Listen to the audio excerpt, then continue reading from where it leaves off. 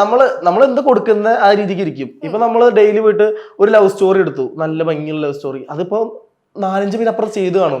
ഇത് ഭയങ്കര competition. Story എഴുതുന്നേ നീയല്ലേ കൂടുതൽ സ്റ്റോറി ഇവിടെ നല്ലവനാക്കി ആ കൊച്ചിനെ നീ അല്ല സത്യം തോന്നിയിട്ടില്ലേ? എനിക്ക് തോന്നിയാണ് ഇവൻ നല്ലവൻ, ഞാനാണ് ബാഡ് ഗേൾ ആണ്, എനിക്ക് വേറെ ബോയ് ഫ്രണ്ട് വേറെ ബെസ്റ്റി ആണ്. സംഭവം എന്താ അറിയോ, എന്റെ മൈൻഡിൽ ഒരു ക്യാരക്ടർ ഉണ്ടാവും, മനസ്സിലായ? അപ്പൊ ആ ക്യാരക്ടർ എനിക്ക് ഇവളെ കൊണ്ട് ചെയ്യിക്കണം എന്നുള്ളത്. എനിക്ക് മാത്രമല്ല എന്റെ അക്കൗണ്ടിൽ കയറിയിട്ട് ചേട്ടന്മാരെ എല്ലാ സ്റ്റോറിയിലും നീ അങ്ങനെ പറയില്ല. ഇവൻ സിഗരറ്റ് വലിക്കുന്നില്ല, ഒന്നുമില്ല. ഞാൻ ഇവിടെ സിഗരറ്റ് വലിച്ചു. അല്ലല്ല, ഫസ്റ്റത്തെ ഒരു 10 വീഡിയോസ് ഒക്കെ എന്നെ കുറിച്ച് ഞാൻ സ്വയമായിട്ട് ചവിട്ടി തന്ന വീഡിയോസ് ഒക്കെ കേട്ടോ. ഞാൻ കണ്ടിട്ടില്ല. അതൊന്നും കാണാൻ മറ്റേ വീഡിയോ കാണുമ്പോ നമുക്ക് ഈ കൊച്ചിനെ അങ്ങ് എടുത്തിട്ട് ചവിട്ടി കൊല്ലാൻ തോന്നുന്നു ചില വീഡിയോയില്. പക്ഷെ വേറൊരു ഇന്റർവ്യൂ പറഞ്ഞത് എന്നെ കൊല്ലാൻ തോന്നുന്നു സത്യമായിട്ടും.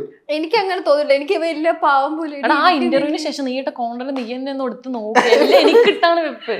അവളല്ലാതെ തല ആട്ടേം ചെയ്യും. എന്ത് ചെയ്യാൻ അഭിനയിക്കണ്ടേ?